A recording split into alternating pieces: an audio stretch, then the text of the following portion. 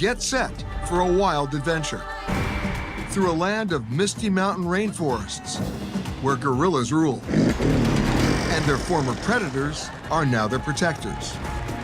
It's a diverse land where ancient species roam murky rivers and golden savannas, and where others rely on ingenious watercraft for both survival and fun. And on this trip, your knees will shake high above a dense jungle canopy. And then you'll cool off beneath the spray of a rainforest waterfall. We'll zip by mototaxi to the bustling city, once home to a cruel and haunting past, but now peaceful, and one of the most prosperous, bright spots of Africa. And our guide on this special journey is a man who knows this country perhaps better than anyone. He was born here, then forced to flee, only to have to fight his way back in to bring stability, justice, and reconciliation to this once very troubled land. His name is Paul Kagame, and he is the president of Rwanda. So get ready. For the next hour, we're going on a very exclusive trip, an all-access journey through this fascinating country, with a sitting head of state as our personal guide. I'm Peter Greenberg, and this is Rwanda, the Royal Tour. Rwanda sits near the center of the African continent, just 2 degrees south of the equator. Because of its generally high elevation, the country has a temperate climate. Bordered by Uganda, Tanzania, Burundi, and the Democratic Republic of Congo, this tiny country is roughly the size of the state of Massachusetts. Rwanda boasts impressive geographical diversity for its size. While the center of the country is predominantly rolling hills, the eastern region boasts wildlife-filled savanna plains and swamps. Mountain rainforests dominate parts of southwestern Rwanda, while the country's highest peaks, including 5 volcanoes, are found in the north. And while Rwanda is landlocked, it shares one of the world's deepest lakes, Lake Kivu, that sits on its western border.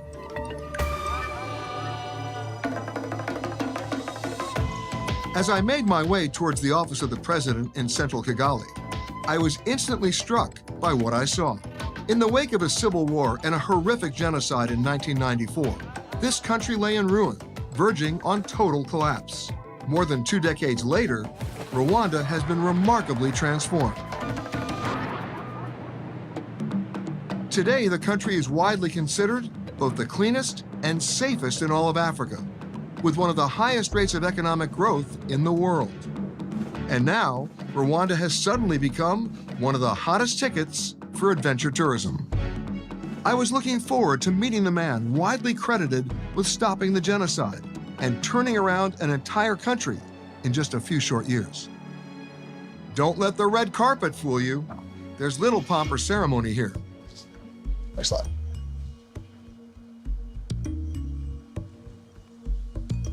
Peter, welcome to Rwanda. Thank you very much, Mr. President, for having me to your It's country. a pleasure to have you. Come on in. Thank you, sir. The government offices are dignified, but spare and largely unadorned.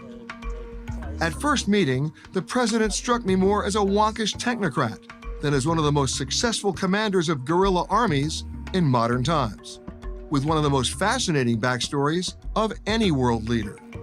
It is not every day that I interview someone who is a refugee statesman. Yeah, that's my story. As Rwanda prepared to gain independence from its colonial power, Belgium, social tensions related to ethnicity became more pronounced. Using the divide and rule doctrine, the Belgians had favored the Tutsi over the Hutu for decades, creating resentment. The Belgians decided to switch their support, believing a Hutu-led government would be more cooperative. In a 1959 uprising supported by the colonial police, Hutu gangs looted and killed their Tutsi neighbors. You came from a family of some wealth. Yeah. Your father, I think, had cows. Yes, plenty. And was doing business. He was actually doing coffee business. And then it was all taken away. All taken away. Not only the wealth, later on, all the rights. Kagame was part of a rebel organization that ultimately seized power in Uganda. He then joined the Ugandan army, and even though he was a Rwandan, he rose quickly through the ranks to become Uganda's Deputy Chief of Military Intelligence. He was trained in both Eastern and Western Bloc military science, first by the Cubans and later by the Americans at Fort Leavenworth, Kansas. So let me see if I get this straight. You're a Rwandan, but a Ugandan military officer, trained by the Americans and the Cubans. Yes. Who gets to say that on their resume? Well, I don't know. This is how strange my journey and the journey of many Rwandans is. Despite his success abroad, Kagame yearned to return to his home country, but the situation on the ground made that impossible. And what was happening back home? What was that struggle? The struggle was based on the fact that there were many people who had been denied their rights to be part of the country that they belonged to. And they wanted to come home. Everybody wanted to come home. If people are living in the country and they have part of their families living outside and they can't come back, you are not only denying those who are outside, but also denying those who are inside those rights. So give us our rights, so we fight for it. So in a stroke of genius, Kagame helped to recruit Rwandan exiles to serve in the Ugandan military, while at the same time secretly planning their own invasion of Rwanda to try and reclaim their rights. You did it right under their noses. Yes, we did that. Over the next 4 years, using guerrilla tactics from their hideout deep in the Virunga Mountains, Kagame's Rwandan Patriotic Army fought against the Rwandan government. The RPA captured sizable Rwandan territory and then negotiated an uneasy peace in the form of a power-sharing agreement with then Rwandan President Juvenal Habyarimana. But on April 6, 1994, Habyarimana was killed when his jet was shot down by an unknown assailant on its final approach into Kigali Airport. Kagame was blamed for it. You had nothing to do with that. No. But that was a catalytic moment, and the genocide started shortly thereafter. Yes, immediately. And for the next 100 days, horror. Well, it was horror across the country. The extremist Rwandan government had sent its military along with armed civilian gangs into the streets to brutally exterminate the Tutsi population, along with its sympathizers. It was a calculated, large-scale genocide of its own citizens. People had been marked and identified which family lives where and its background. People were encouraged to do it. Oh, yeah, absolutely. In the local press here, the Tutsis are being described as cockroaches Yes, that needed to be crushed. right. How many people died? About 1.12 million. That's astounding. Oh, in 100 days. And where was the United States in all this? Hard to say. Say it anyway. It was blowing hot and cold. It was hard to know where the United States was. But it was easy to see where the U.S. wasn't, and that was Rwanda. The Clinton administration, the United Nations, and the rest of the world were all apparently afraid of becoming embroiled in a protracted conflict in Africa. So they recalled their embassy staffs and refused to intervene, while more than 1 million people were being killed. It seemed the whole world had come either to accept it or not care at all. Former President Bill Clinton says one of the biggest regrets of his presidency was not stepping in and helping. Yeah, they could have done something, absolutely. And it was clear that it was indeed left to us to sort out. How did you do it? We first made sure that we reined in the situation and defeated the murderous regime. Kagame and the Rwandan Patriotic Army stopped the genocide, stabilized the country, helped to create a new multi-party government, and in 2003, Kagame won a landslide victory for president in Rwanda's first democratic multi-party election. You literally had to bring this country back from the brink of an emotional abyss. That's very true. And these extreme challenges, sometimes they bring the best out of people. First, he officially de-emphasized ethnic distinctions between the Hutus and the Tutsis. Most Rwandans now consider themselves simply that, Rwandans. And that's when you introduced the concept of Gacaca? Yes, we made that arrangement. We created the structures to allow that to happen. Gacaca has come to be known as justice in the grass.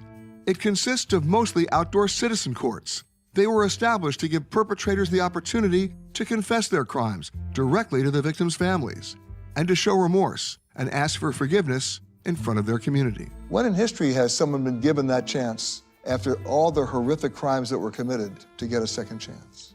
Well, I don't know. I think we were dealing with a situation ourselves that had no precedent. We will always remember the past. There's no doubt about it. But that does not preclude forgiving. But Kagame appears much more focused on the future than on the past, and his efforts are paying off in a big way. You're credited with presiding over one of the great economic miracles of this continent. How did you do it? Being organized, working hard, making even hard choices, but which we have to for our economy to grow. If you look back maybe 17 years, our economy has been growing very fast. In fact, on average, 8% A year. a year. And with that economic boost, about 90% of Rwandans now have health insurance, and life expectancy has risen significantly. Rwanda was even the first country to use drones to deliver urgent medications, such as blood and animal vaccines, to its rural patients. It has an impressively high enrollment in primary and secondary schools, and Rwanda even produces its own laptop computers to provide for those students. But most impressive, perhaps, is the role women have played in rebuilding Rwanda. 64% of the members of parliament are women. Absolutely. 64% in parliament, 42% now of women in cabinet. In the judiciary, it's about 40+%. It's not a favor we are doing them. I think they are right. The last Saturday of every month, Rwandans show their pride by practicing a custom known as umuganda, where they volunteer to clean their communities or improve local infrastructure. Kagame has been such an effective leader that he was also elected to lead the African Union. But despite all of his successes, President Kagame is not without some controversy. In 2015, 3.7 million Rwandans, more than half of eligible voters, signed petitions asking for the Constitution to be amended, allowing Kagame to run for president for another 7-year term. The change was approved in a popular referendum in 2016, and then in 2017, he was promptly re-elected in a landslide. Because the optics are, Mr. President, here you are in your 3rd term. You just won re-election for another 7-year term with a 98% vote. My country, if somebody won with 98% of the vote, the election would be nullified, there'd be an investigation. Not so long ago, some had started calling us a failed state, a state that has collapsed. We refused that. We have delivered a country where nobody thought it would be. And the people are happy with that.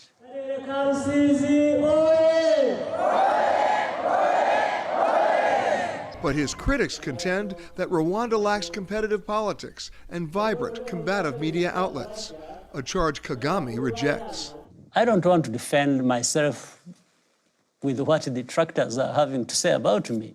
I prefer to do things, do it with my countrymen and women, and we should be judged by the progress we make or lack of it. I let you argue with the results,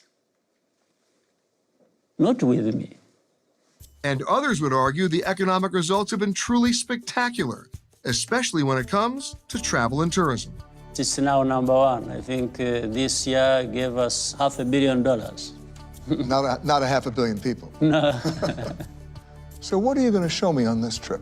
Well, I want to show you the whole country because we want you to live here with the full understanding of who we are. Whatever you want, we will show you. Mr. President, thank you so much. Thank you, Peter. Let's go do something else. Let's go see the country. Okay, we can take our jackets off. Yes, I'm eager to remove my tie. We boarded the presidential helicopter and set out on the tour.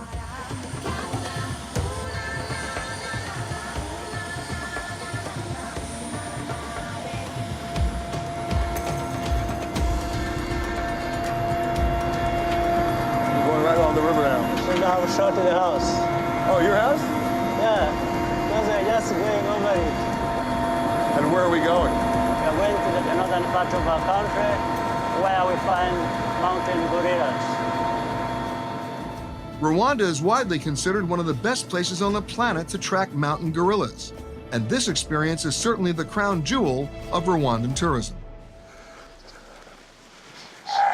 But right there at the top, that's the border. Yes. The gorillas live in the cloud forest of the Virunga Mountains, just above the village from where we set out. And the trackers send word by radio that they've spotted a group on the move, and that we have at least an hour's trek before we might catch up to them.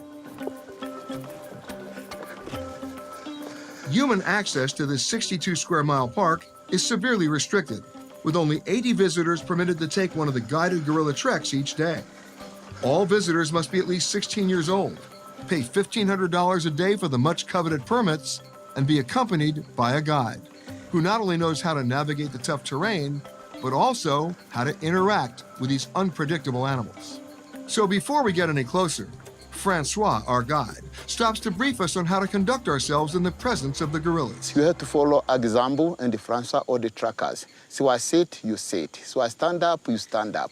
Why? Sometimes the sleep back is charging. You say they charge? Yeah, sometimes charging. And the Francois tell them so protect you. So I do that is the language. So he's an intermediary. So you want... You can speak to them. Yeah. Speak each other. Why not each other? Huh? So I be cross for them and say,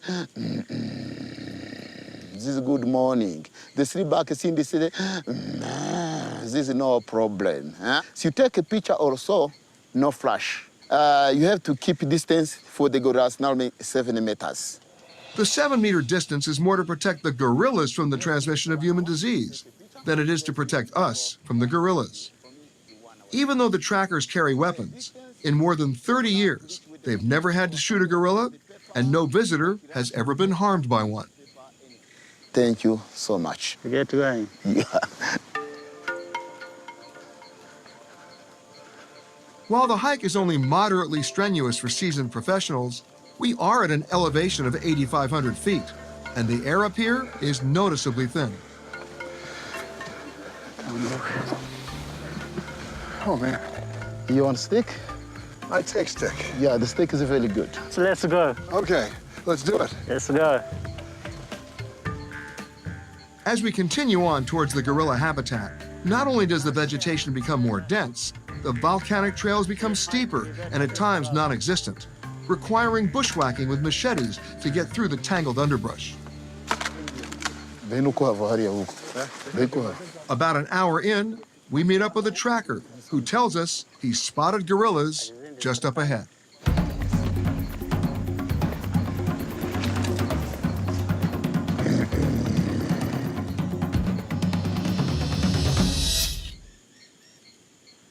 As we advance, Francois politely announces our approach with his gorilla grunts.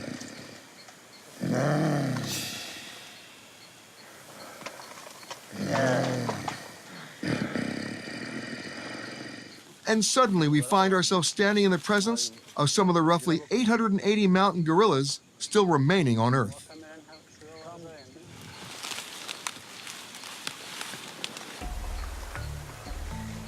But the gorillas are unimpressed with our arrival and more interested in their breakfast.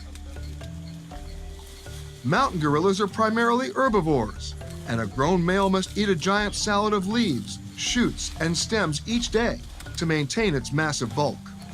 Look at it. Look at it. He's hungry. Do we know how many are here? This group will have 22 members.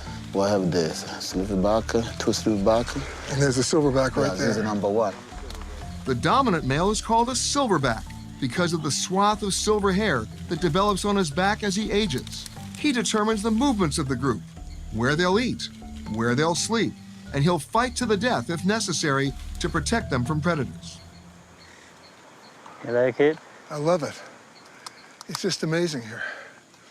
And the president knows this area well. It was here during the Rwandan Civil War, where Kagame and his rebel fighters retreated to hide out under the dense canopy. in order to regroup and begin staging attacks on the former Rwandan government. So he and his AK-47 guerrillas were actually living amongst the mountain guerrillas. So when you were up here every day for a year and a half, They were hiding from us. and you were hiding from everybody else, But, and now the fight is to preserve them. yes, they have to be preserved. Through the years, many of these mountain gorillas have been lost, mostly due to poaching and human encroachment on their habitat, and they are now considered critically endangered. But even so, the mountain gorilla population is on the rebound, largely due to the conservation efforts of President Kagame's government in creating sustainable ecotourism. The local villagers are taught that gorillas are worth more to them alive than dead, and the villagers now have secure, well-paying jobs in the tourism sector. Many of the rangers, trackers, and guides in Rwanda's national parks are former poachers themselves. They have a lot of knowledge. When they were poachers, they knew how to break the law, if you will. So by bringing them in and training them, we are giving them new lease on their lives and turning them into good citizens and earning a good living instead of being on the wrong side of the law as poachers. Wow, How did you love it? we saw them. Yes, we did. And they saw us.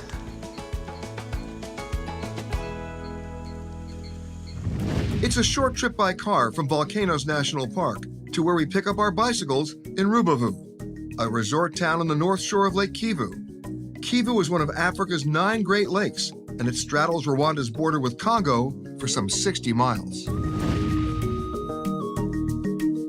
Known as the land of 1,000 hills, Rwanda has long been a country of cyclists, bikers straining to move their loads of firewood and foodstuffs from field to village, biking for business more than pleasure. But now that travelers have discovered this steep, lush landscape, Rwanda is rapidly becoming a desirable destination for cycling, and the president has invited me to ride with him on the Congo-Nile Trail.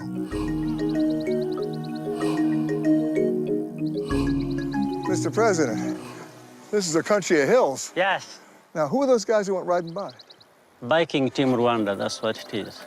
And they were going up faster than we were going down. It looks like. The Rwandan bike team was launched 10 years ago, and now the country even hosts its own grueling Tour of Rwanda race each year for some of cycling's international elite.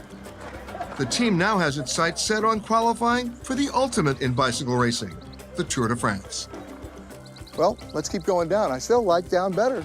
Well, you only have to apply brakes, that's all. As we rounded the bend into a small village not far from the shores of Lake Kivu, I assure you what happened next was both unplanned and unexpected.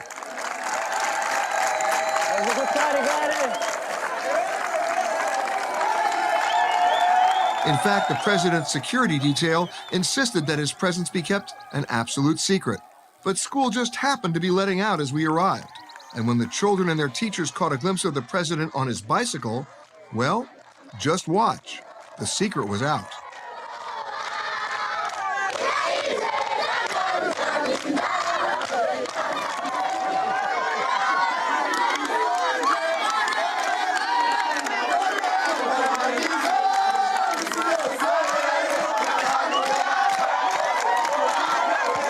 All right, good.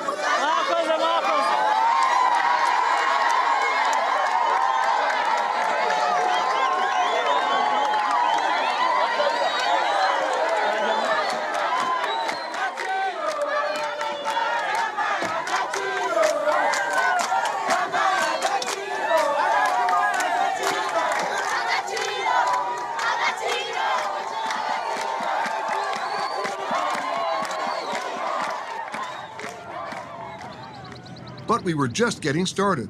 The president had a surprise for me out on Lake Kivu. So 10 miles to the border with the Congo. We're that close. We're that Yes, close. it's very close. And the lake is a bit deep. No crocodiles, no hippos. I would soon learn the disturbing truth why there were no crocodiles or hippos here, like in most other African lakes in the region. But in the meantime, this hard-charging head of state was eager to get me out on the water before I fully grasped the gravity of the situation.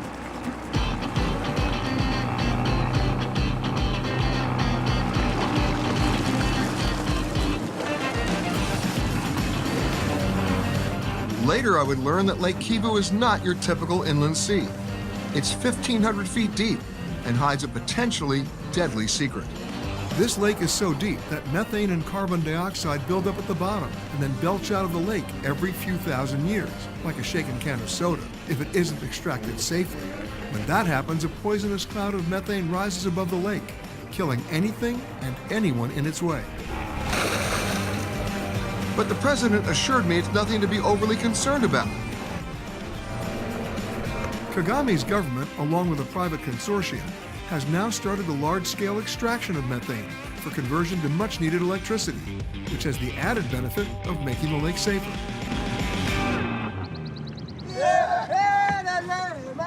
And then there are the singing fishermen. So that was a fun ride.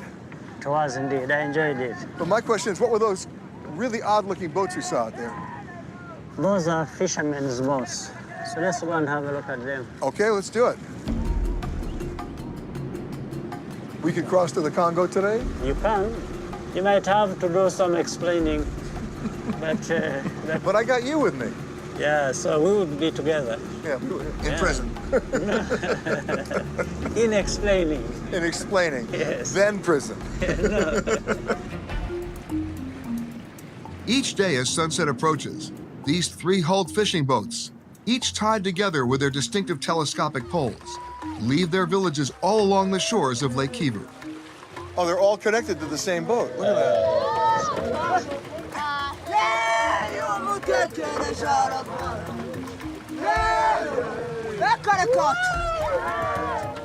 They sing rhythmically to help time their paddle strokes in order to work in unison and move swiftly across Kivu's glassy surface. How they're singing, keeping their morale high. Now, I see a lot of people rowing and paddling. I don't see a lot of fishing, though. Maybe this is not the hour they do fishing at night. They actually seek the deep water out farther in the lake, where they will fish all night using gas lanterns to attract the fish, and then catch them with nets suspended from the long poles on their traditional wooden boats. What are they singing? Yeah, it's very interesting. They're saying there is no fight that scares them. And then they talk about the president who struggled and fought for a long time. The God that protected him will protect us. They're talking about you. Yeah, but also talking about themselves. So we are in it together. Give you!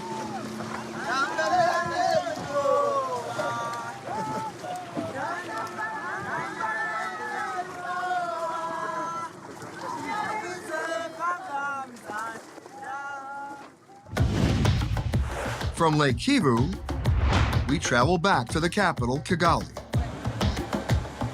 President Kagame still had a country to run, so he sent me out to explore on my own. I decided to do it like a local, on a moto taxi. Hey, man, I got to go to the Kilimanjaro market. Can you take me? Yes. How much? It's 2,500. That's the Mzungo price. Give me the better price. Can you give me 2,300, sir? Okay, deal. You got it. All right.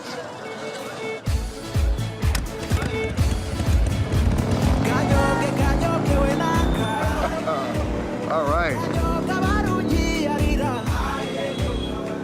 Kigali is a city on the move.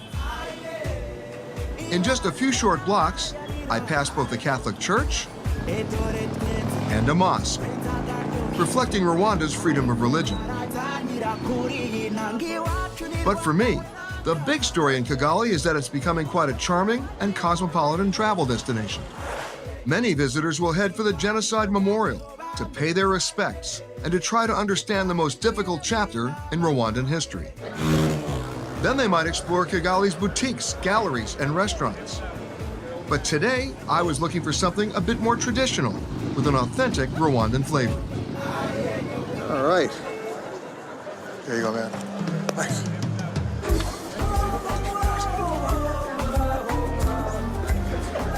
Here at Kimironko Market, you can buy your favorite fabric and have a seamstress custom make you a shirt in about an hour.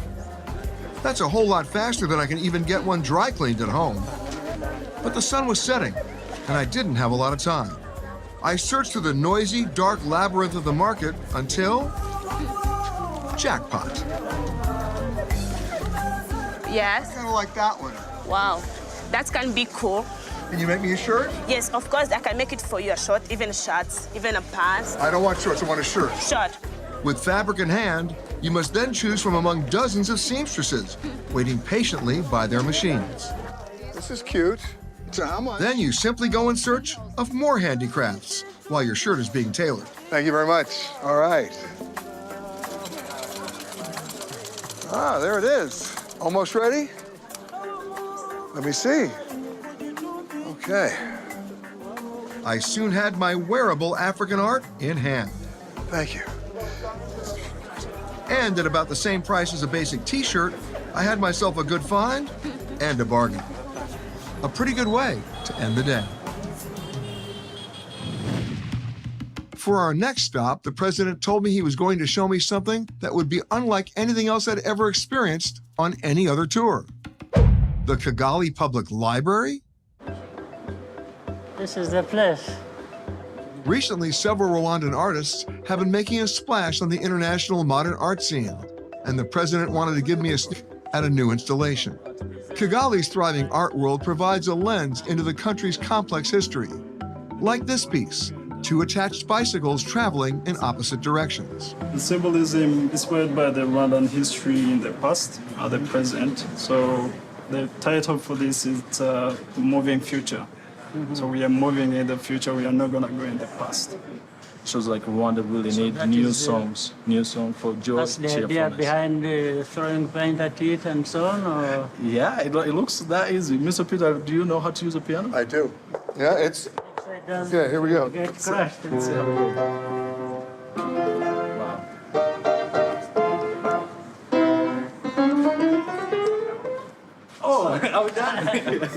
Now the president said it was our turn. He led us to a studio where paint, brushes, and two blank canvases awaited us. Whatever product you come up with, we no shame, no blame, and it's a masterpiece. No shame, no blame. I like that. We have big brushes. Give him the big brush. He's the big guy. Yes. Okay, now what are you making? Oh, something. You see trees in the wind, it's like, you It's know? going different direction. Yeah. I like this one. The president's painting was looking pretty good. I, however, was starting to feel the pressure. Because I'm actually quite hopeless.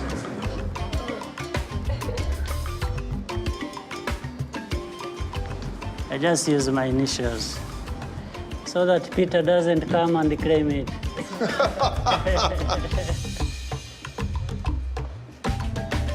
Done.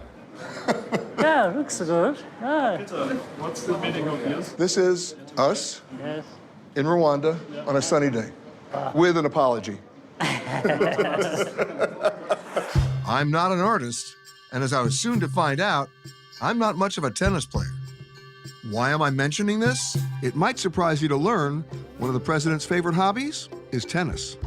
He challenged me to a match, and when the president says play, you play. So, Mr. President, where are you taking me? So this is our home, family property. I keep cows here. It's a working farm as well. He also conveniently happens to have a tennis court here at his country home on the shores of Lake Muhazi, about an hour's drive east of the capital. This is the home he shares with his wife and 4 children. In a sense, it may even be your own Camp David. Well, I don't know much about Camp David, but we get things done here also. So it really is a working farm. It is a working farm from whichever angle you look at it. And then you've got the water. Yes, fortunately, it has fresh water, it has fish, What kind of fish? tilapia. Oh, nice. Yes. Fortunately for me, the tennis match went into an extended rain delay. Well, Peter, you live to die another day. So instead, the president took me to see his prized cows, known in this part of Africa as the cattle of the kings. These are called longhorn cows. They are very common in this region. The lineage of these cows dates back thousands of years, and the evidence can even be found on temple walls in ancient Egypt. These cows are important in both ceremony and status to the Rwandans, And that continues today. These are happy cows. Oh, very happy cows. Happy cows. So what do you do with the milk that you produce from these cows? We consume the milk in the family at home, and the rest is taken to the market. Do you have a favorite? Not just one, but many. Spoken like a true politician. Yeah, there are many favorite cows. You're busted. Wow. Thank you very much. You're welcome. You can see the young one is very happy. The rain left as quickly as it arrived, and the president was insistent on holding me to that tennis match. So tennis is your favorite sport, Mr. President? Yeah, absolutely. It is my favorite sport. You know what? One of my favorite sports, too. I'm a big, big fan. Of watching it on TV, that is. I haven't picked up a racket in years, but I was willing to give it a go. Tennis has always been such a great release for the president that he even played it when he was leading a guerrilla army in the Virunga Mountains. So, Mr. President, now that we've warmed up, you ready for a wager? Yes. All right, so what do I get if I win? I give you a cow. You give me a cow. Yeah. All right, what do you get if you win? I'm going to make you suffer. What? I'll make you go back up in the mountains to see the gorillas. All the way up. All the way up. So I better win. You better. Ace for you, sir. Okay. What form? Aha! You got that one. I got that one. Okay. I'm thinking cow. Getting the cow won't be easy, Peter. For a while, it was looking easier than I thought it would be. All right. How do you like that one? I lobbed him this way and that, not allowing the president to hit his usual forceful ground strokes. And suddenly, I was feeling a bit cocky. Uh-oh, I'm dead. I thought you were going to kill me for sure. It's a blinding sunshine. I was here. a dead man on that one. Somehow I escaped with my life and even took the first game. Okay, Mr. President, you serve now. You're in trouble now.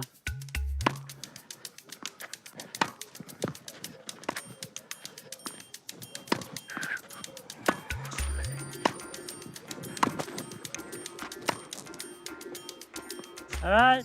Well, at least I'm getting it over the net. Ready? Yeah? Whoa. Oh, please. So, 3 in a row. You better prepare for the hiking shoes. I feel like I'm hiking now. Clearly, the tide had turned, and for the next hour or so, even though he was taking it easy on me, I essentially got pounded. Well, clearly I'm not getting the cow here, but can we go for this? Like a glass of milk? Oh! Peter, you have your hiking shoes on? Hey, your country, your court, Yes. your milk. Thank you. The president also has a basketball court here. And the word on the street is he's a big hoops fan. And he scores! So you're a big NBA fan. Very much. I used to follow NBA for a long time. And you're still watching over here. I still do watch. In That means fact, you got to stay up late at night to watch. 3 a.m., 4 a.m. in the morning here. So if I want to know where the president of Rwanda is at 4 in the morning, you're watching hoops. And Especially the finals. Yes. And your favorite team? Peak Warriors. Stephen Curry. Stephen Curry, Kevin Durant. Even way back, I used to watch Lakers. Now, you want to get a team over here, though. Yes, we want to do that because NBA has been coming to Africa. They want to start Nice. playing in other countries as well. And the president is keen on luring the NBA Africa game to Rwanda. Nice. Now, did you ever want to play professional? No. I never came to that level. All right, take a shot. Yeah. Go ahead, take a shot. You know what? You're right.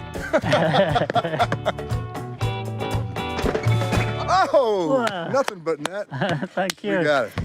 The next leg of the royal tour takes us from the president's country home east of Kigali to a lush mountain location in southwestern Rwanda, Nyungwe Forest National Park. We are heading to Nyungwe. Nyungwe is the biggest mountain forest we have around in the region.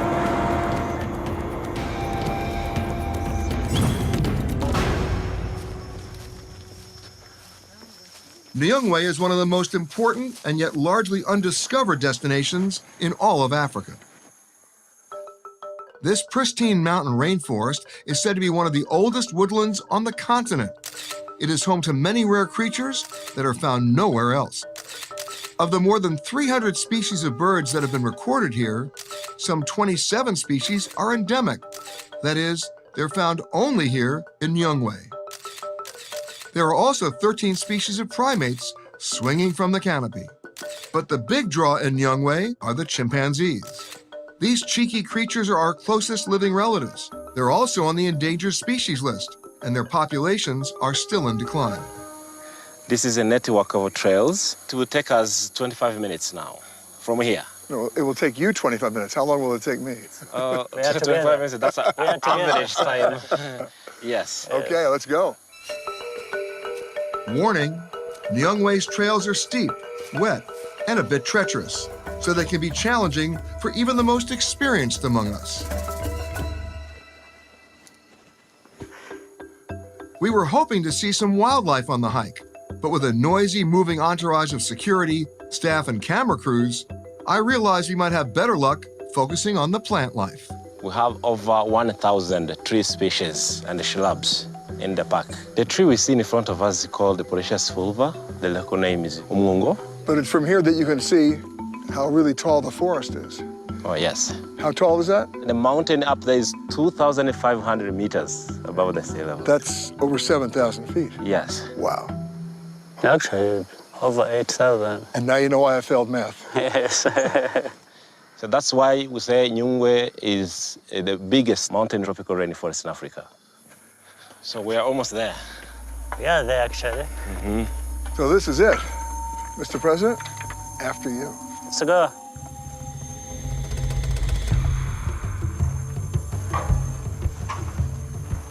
Yeah, you were right. I need both hands. Yeah, you see? This is crazy. I told you. Oh, man. Can make it less wobbly by just walking in the middle line. Yep, I see that. I'm all for less wobbly. Yeah. So this is 70 meters up. Stop telling me that. We're standing some 22 stories above the steep ravine below. Oh, man. That was a little wobbly. This one is going to be longer. Why are you smiling?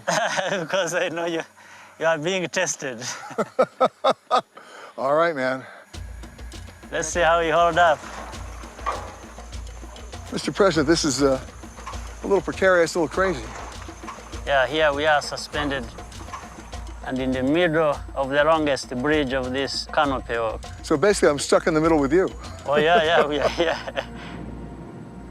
And you're not nervous at all? No, safe. It's very safe. I'm very comfortable with this. Well, it's a good feeling when you're looking at the top of the trees and seeing the flowers, the birds. Also, breathe this very clean, cool, fresh air.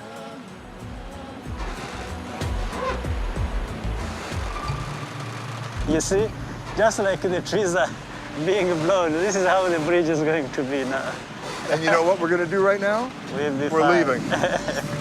Following you, sir. All right. When I feel that wind coming up, I know we got to go. Good. I admit it, the canopy walk was one of those glad I did it kind of experiences. But once was probably enough.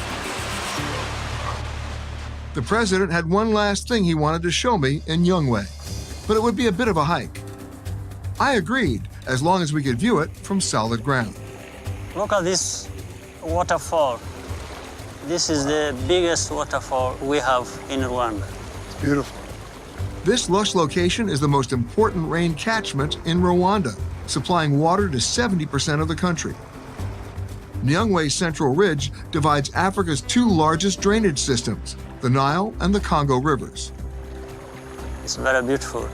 And most of its water goes to the Congo, but we also have the most remote source of the Nile in this park. So some of it goes to the Nile. Yes. Wow.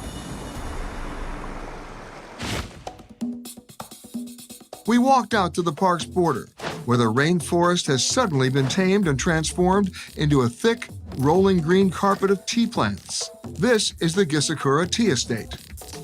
The temperate mountain climate and fertile volcanic soil combine to produce some of the world's finest teas, and tea has now become one of Rwanda's leading exports. In fact, it was now tea time, and after a long day in the bush, the president led me to the upmarket boutique hotel situated on the grounds of the tea plantation.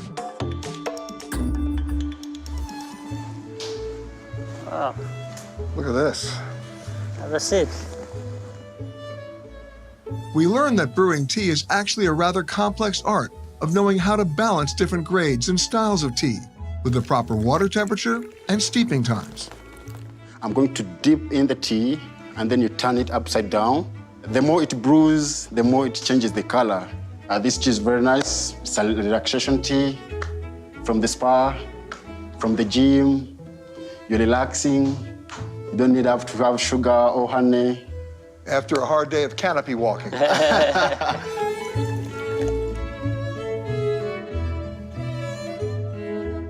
As they say in Rwanda, Murakoze. Thanks, Mr. President. I like the premium one. Good. Ready to go? Yes.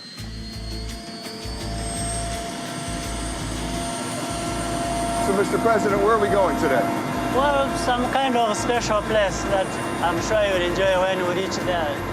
It was soon evident to me where we were. It's a place where even the wildlife suffered during the genocide.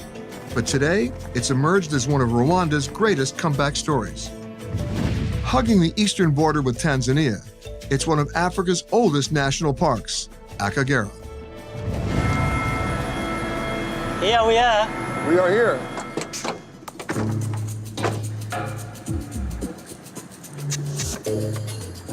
Our safari begins on the golden savanna of northern Akagera. Ah,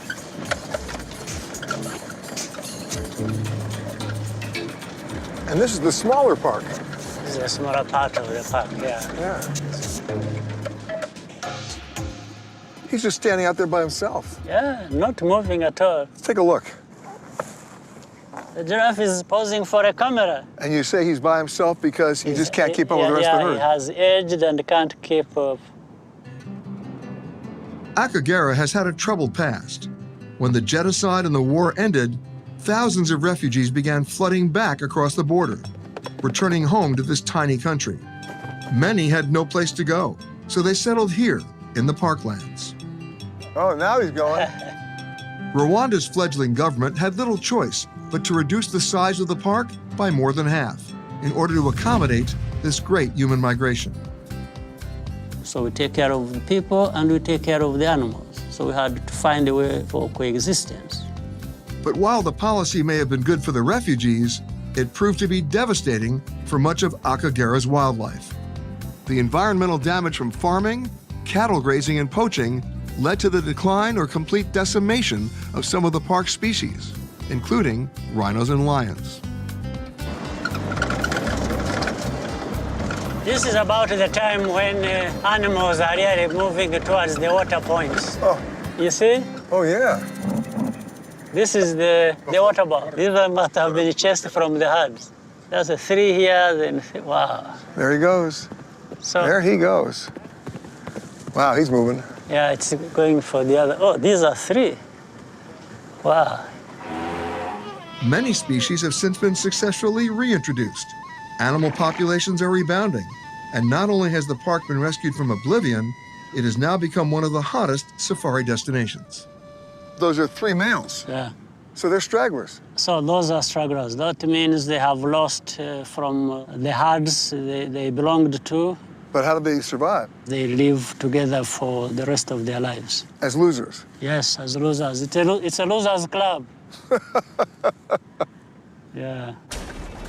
While you won't see the volume of wildlife you might see in the Serengeti, you also won't see the volume of tourists here either. Akagera is virgin safari territory. We mostly had the place to ourselves as we moved southwards towards the lakes and protected wetlands in this diverse landscape. Can you see them? Oh, yeah, right there. Look at that. Those are dangerous animals. Oh, yeah. You got to take a distance away. Wow. Yeah. Wow. I want to look at it closely. I think they're looking at us closely. Yes.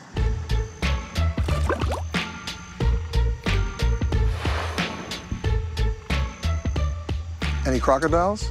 There are 10 lakes in this park, and each one actually has both hippos and crocodiles. So not exactly your favorite swimming hole.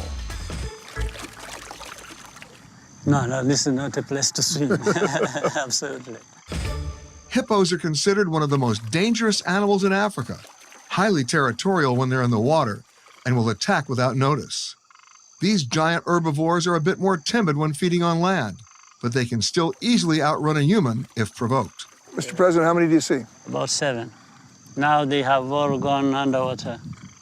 Yeah, but something tells you they're going to pop right back up again because that's what Yes, they've been up. There they go. They'll be He's back. Yeah, one is back already. An adult hippo needs to resurface every 3 to 5 minutes in order to breathe, a process that's automatic for them. So even a hippo sleeping underwater will rise and breathe without waking. And it's always safe to assume that there are more hippos laying in wait just beneath the surface. Oh, they're all popping up now. There they are. Wow. Now there are more. Now they're all more coming coming together. up now. Look at that. 1, 2, 3, 4, 5, 6, 9 of them. And they're really huge. They're big. Wow. Each school has a dominant male, and the dominant male for 12 years. Now, Yeah, so- are there term limits on the dominant male? No, well, they say up to 12 years. Maybe they I had to ask the question. They can go beyond. As the shadows grow longer, our last stop on the Royal Tour, Karenge Bush Camp. Mr. President, all I can say is thank you for a great day. Very nice day. Indeed. Yes. And from the look of things, it was only getting better. We have rice, we have West African chicken and peanut stew, we have chili con carne, we have mixed vegetables, we have also the vegetarian option, which is only peanuts and veggies. We'll have a sample of each. Thank you. Really good. What a great way to end the day. With a view like this, very beautiful view. And it doesn't end. It just goes on. On and on from here to another place, it's like this or even better.